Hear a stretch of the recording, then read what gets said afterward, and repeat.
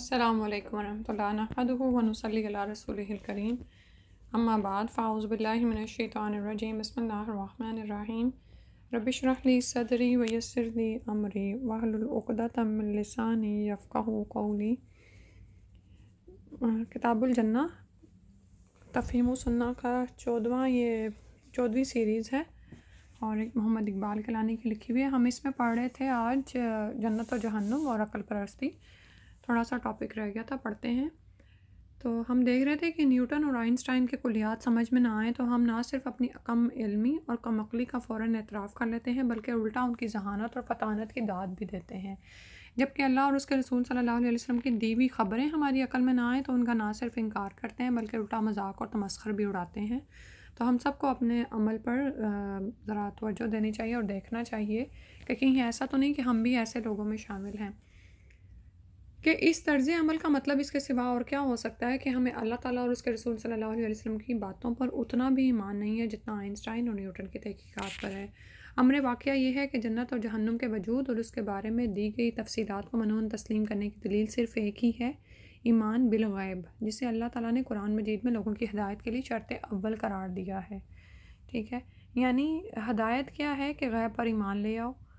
ارشاد باری تعالیٰ ہے ذالک الکتاب لا ریب فیہ ھدی للمتقین الذین یؤمنون بالغیب ویقیمون الصلاۃ ومما رزقناہم ینفقون۔ ترجمہ ہے، یہ اللہ کی کتاب ہے، اس میں کوئی شک نہیں، اس میں ہدایت ہے ان پرہیزگار لوگوں کے لیے جو غیب پر ایمان لاتے ہیں، نماز قائم کرتے ہیں اور جو رزق ہم نے ان کو دیا ہے اس میں سے خرچ کرتے ہیں۔ سورہ البقرہ کی آیات 2 سے 3 تک۔ تو اس کا صاف مطلب یہ ہے کہ جس شخص کا ایمان بالغیب جتنا محکم ہوگا، یعنی پختہ ہوگا، مضبوط ہوگا، جنت اور جہنم پر اس کا یقین بھی اتنا ہی محکم ہوگا۔ جس شخص کا ایمان بالغیب جتنا کمزور ہوگا اس کا جنت اور دوزخ پر ایمان بھی اتنا ہی کمزور ہوگا۔ بس جس شخص کی عقل جنت یا جہنم کے وجود کو تسلیم کرنے کے لیے تیار نہیں، اسے اپنی عقل کی نہیں ایمان کی فکر کرنی چاہیے، کیونکہ اہل ایمان کا طرز عمل تو بالکل واضح ہے، جن کا قول اللہ تعالیٰ نے خود نقل فرمایا ہے، ربنا اننا سمعنا منادیا ینادی للایمان ان آمنوا بربکم فآمنا۔ اے ہمارے پروردگار، ہم نے ایمان کی طرف دعوت دینے والے کی پکار سنی کہ اپنے رب پر ایمان لاؤ، سو ہم ایمان لے آئے۔